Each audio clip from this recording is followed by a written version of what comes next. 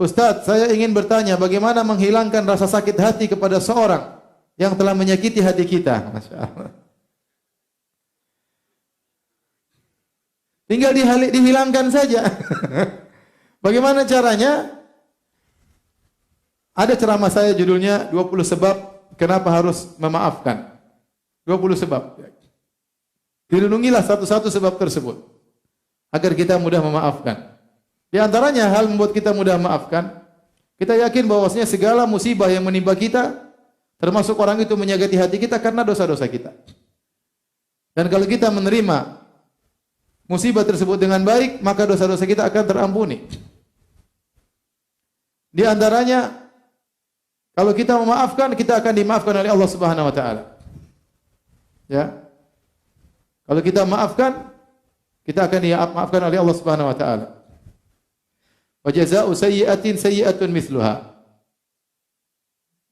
Wa man 'afa wa aslaha fa ajruhu 'ala Allah. Innahu la yuhibbudz zalimin. Allah memberikan 3 pilihan. Pertama, kita membalas, boleh. Balas keburukan dengan keburukan boleh, tidak haram dalam Islam. Dia pukul kita, kita pukul dia boleh.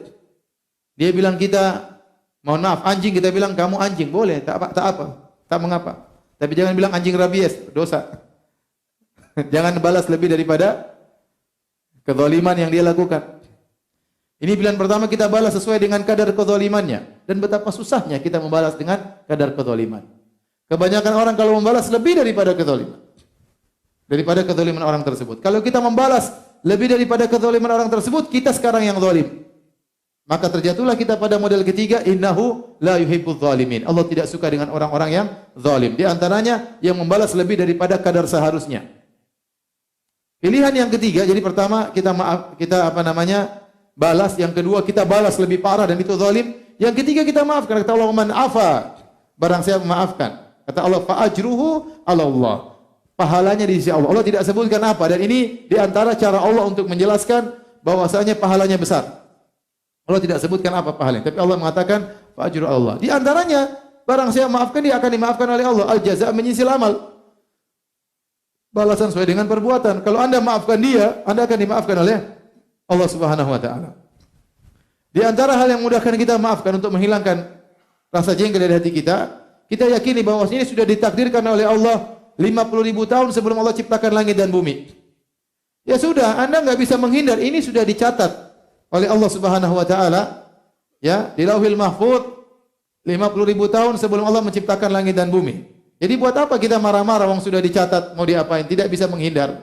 Dia maki kita, dia menghina kita, dia merendahkan kita, sudah tercatat. Kita tidak bisa rubah. Ya sudah, kalau sudah tercatat mau apa lagi? Sudah, sabar. Sabar ya. Ya. Dan masih ada yang lainnya. Itu baru 3 ya. Masih ada 17 yang lain. Silakan dengar di pengajian ya. Dengan demikian kita akan mudah maafkan. Tapi di antara hal yang buat orang mudah maafkan, di antaranya selain tadi, kalau kita mudah maafkan, kita hidup tenang. Kita hidup tentram. Ada orang bikin kita jengkel, jangan kita urusin. Kata Syekh Sa'di, kita hanya, dan ini juga diambil dari Ibnu Taimiyah, kita hanya mendapatkan kemudaratan dari orang tersebut sejauh mana kita ngurusi dia. Kalau kita cuekin dia, kita nggak dapat kemudaratan. Semakin kita ngurusi dia, dia ngomong apa sih? Ngikuti beritanya, kita semakin menderita. Oleh karenanya, kita maafkan, kita hidup tenang, tidur enak. Ya. Biasakan dada kita nih lapang. Ada orang badannya besar tapi dadanya sempit. Sedikit-sedikit marah, sedikit-sedikit ngamuk. Saya pernah ketemu kawan saya, dia marah sama kawan saya yang lainnya. Dia bilang waktu dia marah, dia bilang, semoga Allah sempitkan orang itu dalam kuburan. Padahal orangnya belum mati. Sudah didoakan semoga disempitkan dalam kuburan. Orang seperti hidupnya menderita. Begitu dia pulang, dia ingat kejengkelannya, susah hidupnya. Dia susah bercengkrama, canda tawa dengan istrinya. Kenapa dia jengkel? Dia ingat sama kawannya tersebut. Hidupnya jadi tidak tentram. Terkadang kemarahannya dia lampiaskan kepada istri dan anak-anaknya. Sebelum tidur dia murajaah, ingat-ingat kejengkelannya. Ngapain? Mending kita nggak usah ingat, tidur pulas, enak. Baca Quran enak.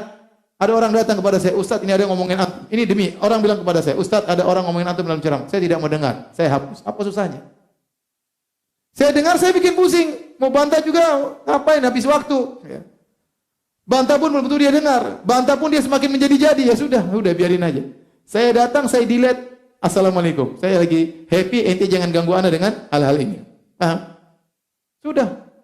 Semoga dia dapat hidayah. Semoga Allah mengurangi dosa-dosa saya dengan caci makian dia. Selesai. Terus mau hidup dengan mikir terus, ini kurang ajar orang ini. Ya Allah matikan dia. Enggak mati-mati. Tambah jengkel. Hidup tambah setengah mati. Akhirnya kita stroke, jantung, dan kolesterol naik, asam urat, dan yang lainnya.